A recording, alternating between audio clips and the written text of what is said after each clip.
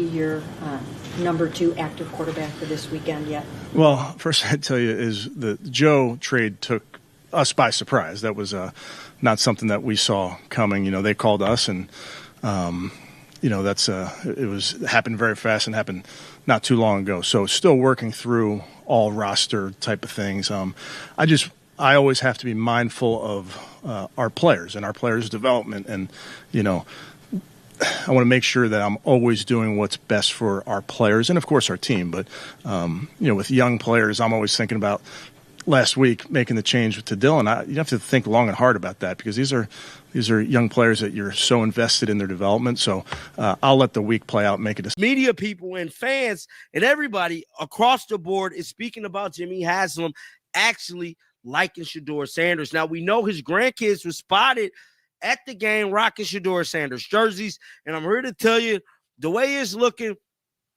Jimmy Haslam is speaking highly of Shedeur. He's confident in Shedeur. He wants more of Shedeur. The NFL never sleeps on chaos, but even for the Cleveland Browns, this situation feels like a storm nobody was ready for. A silent showdown between the owner and the head coach, a rookie quarterback caught in the crossfire, and an order from upstairs that hit the building like a lightning strike. This isn't a normal quarterback debate. This is a full-on internal battle with a first-round level talent stuck in the middle. The entire narrative flipped overnight, and the truth just burst into the spotlight. NFL insider Ian Rappaport finally confirmed what people behind the scenes have been whispering for weeks. Browns owner Jimmy Haslam didn't simply request Kevin Stefanski to play Shedeur Sanders. He commanded it. Stefanski, a 2-time Coach of the Year fighting to protect both his resume and his pride, had no choice but to follow orders. The official statement from the top? The plan has always been to play him, all the way from Jimmy Haslam down the chain of command. Yeah, well, I was going to ask if Shedeur was going to start, but now that you announced that for us, just when you went back and you looked at the film, what were some of the things that you felt that he really did good, other than the obvious? We know that he pushed the ball downfield a little bit, but what were some of the other nuances of his game? Well, obviously, first start for any young quarterback, you're always going to make sure that the operation is how you want it. And I thought by and large was good. There's things that we can clean up. And obviously that goes on all of us. That's coaches, that's the players, the quarterback, where we can clean up some of our operation. But I thought communication was really good throughout the day with him. And then, like you mentioned, the big plays down the field. Obviously that first one to IB was very, very high degree of difficulty with that play. Are there things that he can do better? Absolutely. We've already talked about that with him. He has the mentality that he will, make the adjustments to the speed of the game, make the adjustments to what people are giving us to make those. But here's where things get messy fast. If that was really the plan, then why wasn't Shedeur getting serious first-team reps all summer? Why did it take Dillon Gabriel getting rocked by Baltimore before this master plan suddenly kicked in? And why was Stefanski keeping him deep on the depth chart like some forgotten project? Fourth string, practice squad energy, when everyone saw the talent. The truth is simple. Kevin Stefanski never wanted to play him in the first place. This isn't your basic QB room drama. This is a raw power struggle between an owner who believes he spotted elite talent and a coach too locked into his own draft strategy to admit things weren't going the way he planned. To understand how deliberate Stefanski's pushback has been, you've got to rewind to the very start of the offseason, back when Cleveland held the pick that became Shedeur Sanders. 144th overall in the 6th round. Stefanski was already building a story. Dillon Gabriel, a 3rd-round pick from Oregon, was positioned as his guy. Stefanski's hand-picked project. Like Baker. When Baker came in, that was the right guy at the right time with the right attitude that fit this town. Shedeur isn't one-for-one the same guy that Baker is, but they represent that same spark. And for whatever reason, under Jimmy Haslam, those are the kind of guys that are going to elevate you, right? The guy who doesn't walk, talk, and act like the stereo. He doesn't do what Tom Brady did, where he just bored you to tears. He doesn't do what other great quarterbacks do, because that's just not who they are. That's not how they're wired. And unless you get that guy in the draft, and you're not in the position to do it right now, this is the kind of guy that I think does have a chance, because it's almost like all the crap that comes with being a Browns quarterback, he doesn't care about. A quarterback designed to run the system, shaped by the staff, controlled through coaching, safe, predictable, and dependent on the playbook instead of natural talent. And the signs were loud even if nobody was calling it out. At rookie minicamp in May, Gabriel immediately took the first snaps with the starters. ESPN reported both rookies getting reps, but analysts quickly noted Gabriel looked more decisive in calls and dropbacks. Stefanski's message couldn't have been clearer. This is our quarterback. The other one? Backup insurance, nothing more. And when reporters pressed him about giving Gabriel priority, Stefanski fired back with those classic recycled answers that never actually mean anything. He needed to plant the idea that his pick was the future, not ownership's choice. Then came the additions of Joe Flacco and Kenny Pickett, and Shedeur didn't just slide behind them on paper. He slipped behind them in real reps. Fourth string. Kevin Stefanski is livid that Shedeur just had this game. It's crazy because the man literally didn't even want Shedeur on the field when the team was scoring touchdowns. Shedeur ended up getting a touchdown anyway. And before I hear anybody say, oh, it was just a screen pass, bro, I see Dillon Gabriel miss that regularly. And then Kevin Stefanski got super conservative with the game plan, right? To the point where he just didn't want the Browns running it up on Shedeur's watch. And then at the end of the game, this man punted the ball inside of the 30-yard line. Literally, the announcers is like, I don't even understand why he's doing this. Like, it was an easy field goal. Kicker had made a field goal earlier in the game longer than that. Practically invisible. It was like he didn't even exist in the rotation. When the season kicked off, Flacco starting made sense at first. Gabriel wasn't ready. But once Flacco struggled with a veteran body going up against young NFL defenses, something didn't add up. Stefanski still didn't turn up Shedeur's development. Even with the QB room falling apart, Shedeur stayed on the sidelines. No first-team work, no meaningful practice reps. Today, after the game, Kevin Stefanski didn't want to give Shedeur Sanders his praise. He tried to undermine a lot of things that Shedeur Sanders did offensively and gave all the credit to the center, the blocking schemes, and the lights-out defense, and really didn't acknowledge the quarterback play of Shedeur being that first rookie on a historical performance to win in over 30-some years as a rookie starting quarterback for the Cleveland Browns organization. Now, Kevin Stefanski just wrapped up his Zoom call for Monday, and they was asking him questions, and now he wants to come out to say that Shedeur Sanders is going to be the starting quarterback. I feel that Kevin Stefanski is feeling that pressure from Jimmy Haslam and Andrew Berry. We saw the footage of Andrew Berry in the locker room hugging Shedeur, and they had some. It was Stefanski's way of holding the wheel, letting Gabriel get the first real shot while Shedeur stayed boxed in as the emergency option, even after Flacco was traded to Cincinnati. Even with the quarterback spot wide open, Kevin Stefanski still dragged his feet on giving Shedeur Sanders the backup role. He dodged questions, stayed vague, and acted like naming him QB2 was some impossible decision. For weeks, Dillon Gabriel kept starting inside Stefanski's perfectly crafted system. Stefanski's playbook, Stefanski's structure, Stefanski's hand-picked quarterback all working together exactly how he envisioned it. And none of it mattered. Gabriel was up one week, down the next, and the offense kept stumbling around with no rhythm. Cleveland couldn't sustain drives, couldn't build momentum, and couldn't find a spark. Stefanski wasn't just calling plays. He was defending his entire football identity, and part of that defense meant keeping Shedeur Sanders glued to the sideline. Then Baltimore in Week 11 changed everything.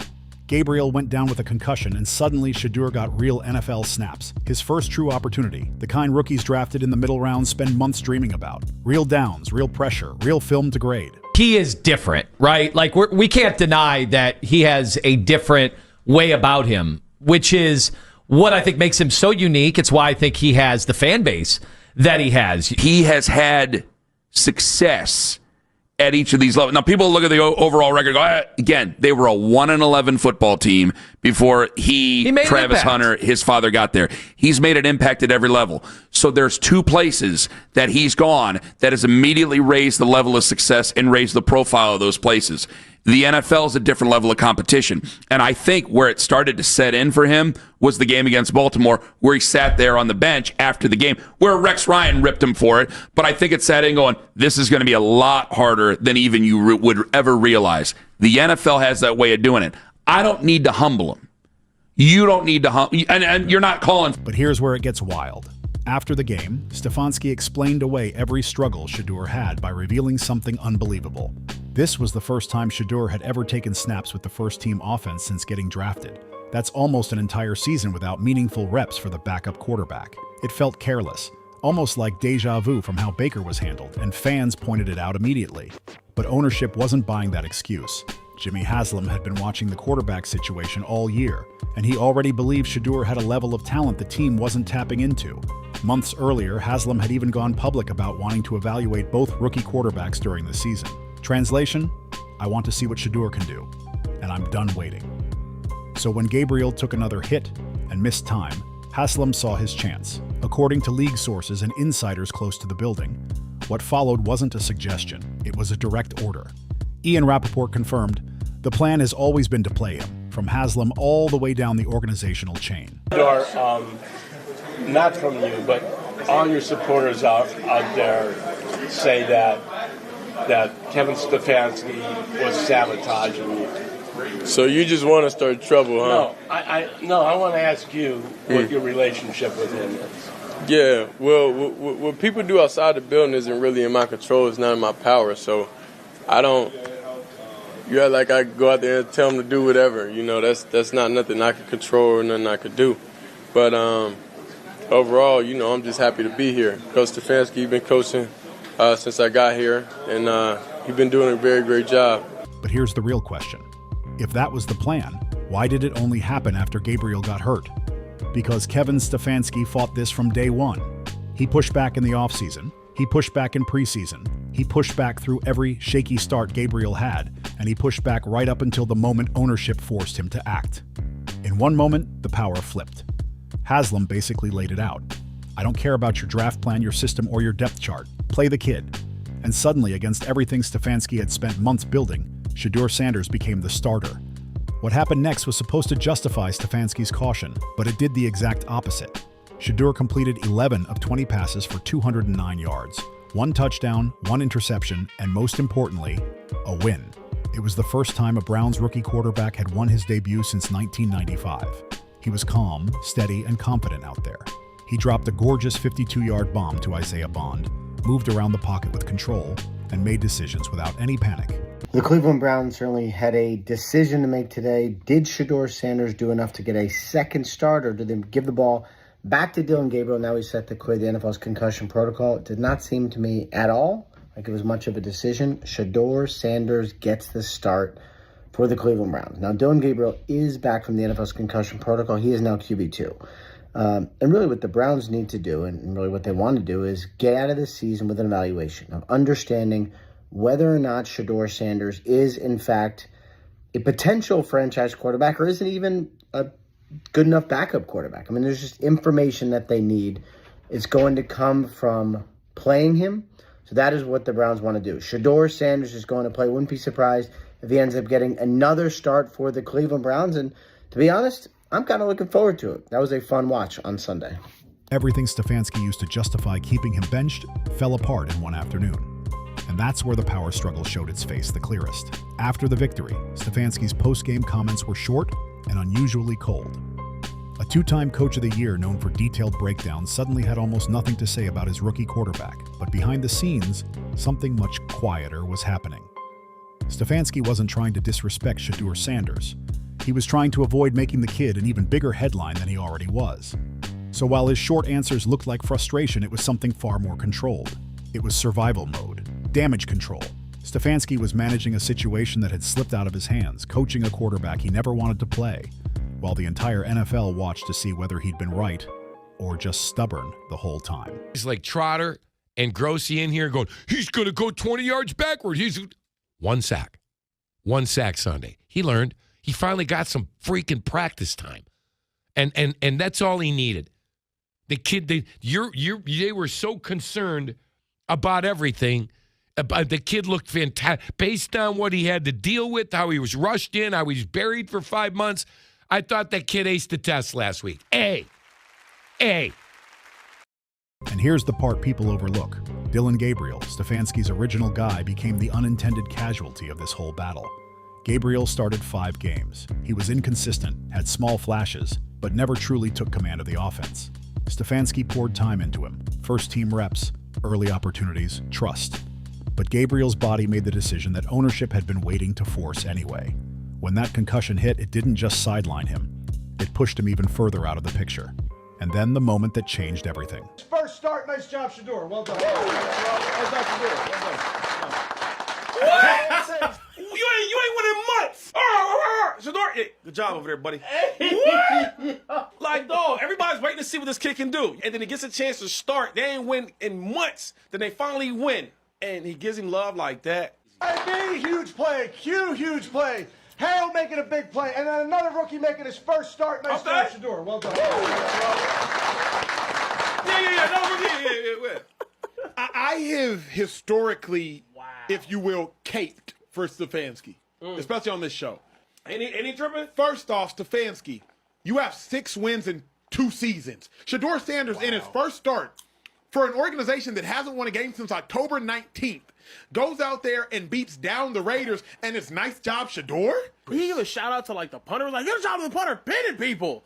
The punter. Shedeur making his first start. Good job. Once Gabriel cleared concussion protocol, Stefanski, facing pressure from ownership and the undeniable spark Shedeur showed in his debut, still named Shedeur Sanders the starter for Week 13 against San Francisco.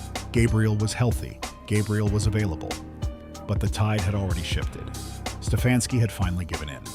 The owner had won, and the story inside the building would never go back to what it was before. What makes this even more fascinating is how Shedeur Sanders navigated all the noise. When reporters tried to bait him into drama, hinting at sabotage or tension with Stefanski, Shedeur shut it down immediately with calm confidence. "So you just want to stir up trouble, huh?" he answered, refusing to feed the narrative. He didn't blame anyone. He didn't throw the staff under the bus. Instead, he showed maturity, acknowledged Stefanski's role in his development, and expressed gratitude for the chance to play. And slowly, that cooled things down. By all accounts, the relationship between the two has improved since that rough first game in Baltimore. And only when forced by circumstances did Stefanski finally unleash the talent that had been sitting right in front of him the entire season. When Gabriel cleared concussion protocol, Shedeur will start this week. Obviously, number one job of a quarterback is to win. So excited to get that first win under his belt. Now the final chapter of this power struggle is right in front of them. If Shedeur keeps winning, Jimmy Haslam will say his instincts were right all along, that he saw the future before his coach did. But if Shedeur hits a wall, Stefanski will push back and argue he was put in an impossible spot, forced into a decision that wasn't his, dragged into a situation shaped by ownership overreach. Like, comment, share, and subscribe.